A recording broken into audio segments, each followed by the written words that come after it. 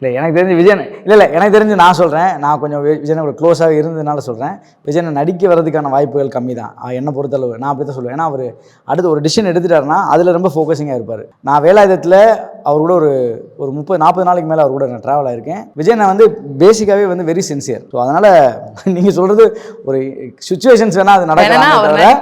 But இல்லை விஜயனை வந்து ஒரு ஃபோக்கஸிங்கான ஒரு கேரக்டர். அவர் சிம்பிளாக சொல்லட்டுமா, ஒரு மூமெண்ட் ஆடுறதா இருந்தால் கூட ஒரு 10 டான்ஸர் ஆடுறோன்னா ஒரு 40 வாட்டி ப்ராக்டிஸ் பண்ணுவோம். விஜயனை 10 செகண்ட் தான் பார்ப்பாரு, வந்து பார்த்துட்டு ஆடிடுவார். ஏன்னா அவர் அப்படி ஒருத்தர் நடிக்காம இருப்பாரு. இல்ல அதுதான் உங்களுக்கு. பட் என்ன பொறுத்தவரை என்னன்னா இப்ப அடுத்த விஷயங்கள்ல வந்து சரிமா போட்டு வச்சுக்க 2 பேரும் சொல்றோம் நடிப்பார். நீங்க வந்து நடிக்க வராங்க 2027 கரெக்ட்டா? 2027 எப்படியும் பூஜை போட்டு ரசிகர்களுக்கு வேண்டுகோள் என்னங்க, அதாவது என்னன்னா அரசியலுக்கு வந்தாலுமே வேண்டுகோளுக்கு என்னங்க நான் ஒரு படம் பண்றேன். அன்றே கணித்தார் ஆதவன் அப்படின்னு சொல்லிட்டு நாங்க போடுவோம். நீங்க அன்றே கணித்தார்லாம் இல்ல, இது நான் சொல்லல, தமிழ்நாடே சொல்லல.